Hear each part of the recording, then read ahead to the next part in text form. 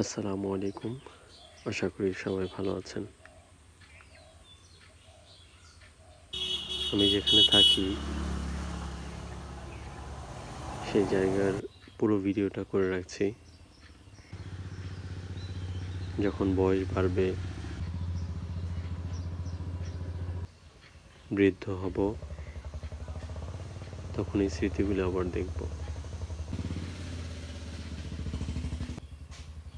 শহর ছেড়েছি প্রায় 2 বছর হলো। এর মধ্যে বিভিন্ন মানুষ চিনেছি, আত্মীয়তার সম্পর্ক বুঝেছি,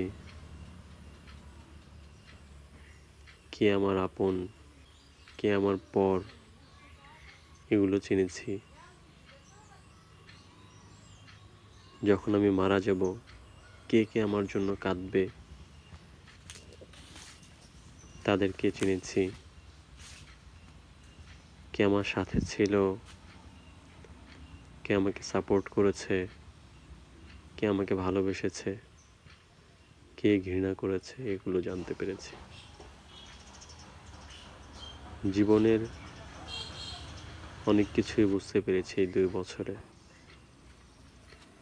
তো এখন নতুন করে নতুন একটা পেশায় এসেছি। কাজে নেমেছি কয়েকদিন হলো। এটা হচ্ছে artificial insemination and animal treatment.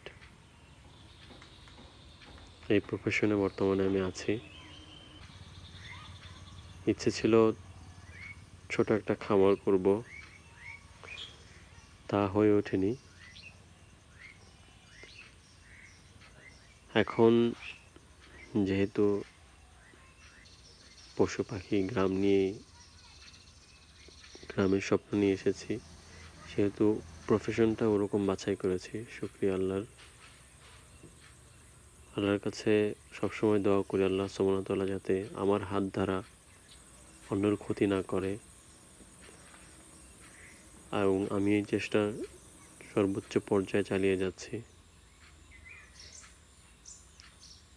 তো এই ভিডিওটা শুধুমাত্র করার উদ্দেশ্য হচ্ছে স্মৃতিটাকে ধরে রাখা। আমি কোথায় ছিলাম, 5 বছর বা 10 বছর পর কোথায় থাকবো, এই বিষয়গুলো যখন 10 বছর পর এই ভিডিওটা দেখব, তখন স্মৃতিগুলো চোখের সামনে ভেসে উঠবে।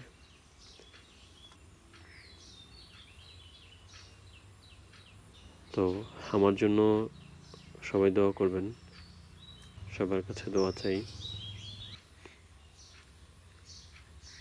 বাবা মাকে ভালোবাসবেন, এবং একটা কথা মনে রাখবেন, ইংরেজি একটা প্রবাদ আছে, when you die who will cry? তুমি যখন মারা যাবা, তখন কে কে তোমার জন্য কাঁদবে, তাদের পেছনে শ্রম দাও। সেটাই বুদ্ধিমানের কাজ হবে।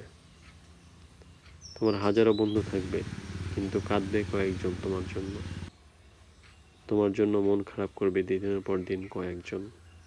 তাদের তুমি খুঁজে বের করতে পারবে, হাতে গুনতে পারবে, তারা তোমার খুব কাছের। কিন্তু হয়তোবা তুমি ব্যস্ততার কারণে তাদেরকেই ভুলে যাচ্ছ। কিন্তু তাদেরকে মনে রাখতে হবে। তো ভিডিওটা এখন তো আমার নিজের জন্যই করা, নিজের স্মৃতিটা ধরে রাখার জন্য। তো এরপরও যারা ভিডিওটা পুরোটা দেখেছেন, তাদের সবাইকে ধন্যবাদ। ভালো থাকবেন। আসসালামু আলাইকুম।